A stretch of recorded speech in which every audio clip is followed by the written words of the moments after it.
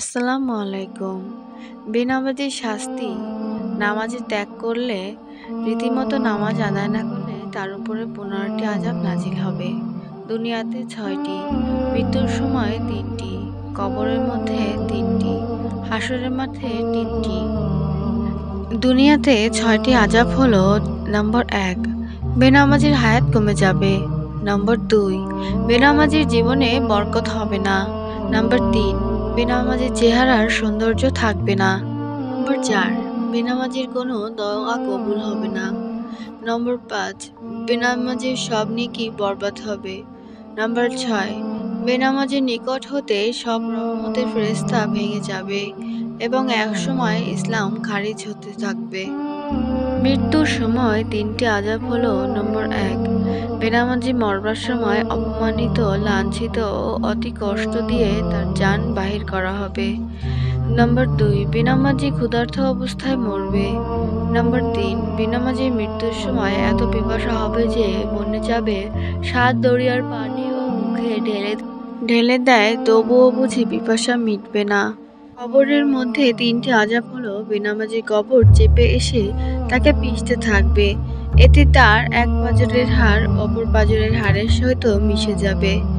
বেনামাজির কবরে দাউ দাউ করে আগুন জ্বলবে। বেনামাজির কবরে বিরাট বিরাট সাপ এসে ভরে যাবে এবং এক ফেরেশতা এসে জোরে জোরে গুর্জ মারতে থাকবে। হাসরের মাঠে ৩টি আযাব হলো: বেনামাজিকে আল্লাহ পাক গজবের সহিত ডাকিবেন এবং বিরাট এক সাপ এসে তাকে খোঁজ করতে থাকবে। ৩০,০০০ বছরের পুলসিরাতের রাস্তা, যা হীরার চেয়েও ধারালো, চুলের চেয়েও চিকন, অমাবস্যার রাত্রের চেয়েও অন্ধকার।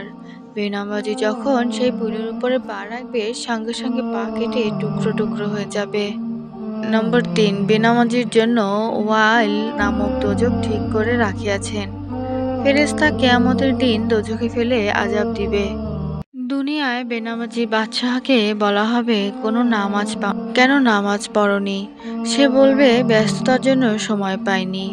বলা হবে, সুলাইমান রাদিয়াল্লাহু আনহু সারা বিশ্বের রাজত্ব পেয়েও কোনোদিন নামাজ ত্যাগ করেননি। তুমি মিথ্যা অজর করছো। হে ফেরেশতারা, ওকে জাহান্নামে নিয়ে নিক্ষেপ করো। রোগী বলবে, রোগের জ্বালায় নামাজ পড়তে পারিনি। বলা হবে, আইয়ুব আলাইহিসসালামকে ১৮ বছর পোকায় খেয়েছে, তবুও সে নামাজ ছাড়েনি। মিথ্যাবাদীকে জাহান্নামে নিক্ষেপ করো। আর একজন সন্তান বলবে, অনেক ছিল তাদের সেবায় ব্যস্ত। বলা হবে, ইয়াকুব আলাইহিসসালামের ছেলে মেয়ে তোমার চেয়েও বেশি ছিল। ইউসুফের জন্য কাঁদতে কাঁদতে অন্ধ হয়ে গিয়েছিল, তবুও নামাজ ছাড়েনি। মিথ্যাবাদীকে জাহান্নামে নিক্ষেপ করো। বেনামাজি স্ত্রী লোককে হাজির করা হবে। সে বলবে, স্বামীর কাজের চাপে তাহার ভয়ে নামাজ পড়তে পারিনি। বলা হবে, ফিরআউনের স্ত্রী আসিয়ার স্বামী বড় জালিম না, তোমার স্বামী বড় জালিম। জালিমের বিবি হয়েও আসিয়া নামাজ ছাড়েনি। তুমি মিথ্যা অজর করছো। হে ফেরেশতারা, ওকে জাহান্নামে নিক্ষেপ করো। আমাদের নবী সাল্লাল্লাহু আলাইহি ওয়াসাল্লাম বলেন, বেনামাজির ২ হাত জিনজির দ্বারা বাঁধা হবে। অতঃপর ফেরেশতাগণ তাহার মুখমণ্ডলে ও পৃষ্ঠে আঘাত মারতে থাকবে। তখন বেহেশত তাকে ডেকে বলবে, ওহে আল্লাহর শত্রু, আমার সহিত তোমার কোনো সম্পর্ক নাই, আমিও তোমার নই এবং তুমিও আমার নও। তখন দোজখ তাহাকে ডেকে বলবে, আসো আসো, আমার নিকটে আসো, আমি তোমার, তুমি আমার। হাদিসে আল্লাহর নবী সাল্লাল্লাহু আলাইহি ওয়াসাল্লাম বলেন, জাহান্নামে লমলম নামে একটি জায়গা আছে। দেখতে উটের গর্দানের মতো দেখায় এবং ১ মাসের পথের ন্যায় দীর্ঘ। ভয়ঙ্কর ভয়ঙ্কর সাপ দ্বারা ওই জায়গাটা পরিপূর্ণ। সেখানে বেনামাজিদেরকে ফেলে দেওয়া হবে।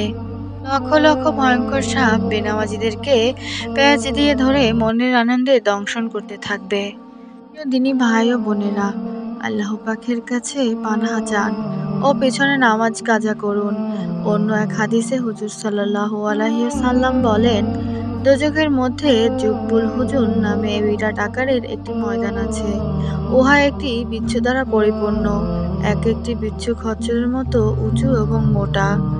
বেনামাজিদেরকে দংশন করার জন্যই উহাদিগকে সৃষ্টি করা হইয়াছে।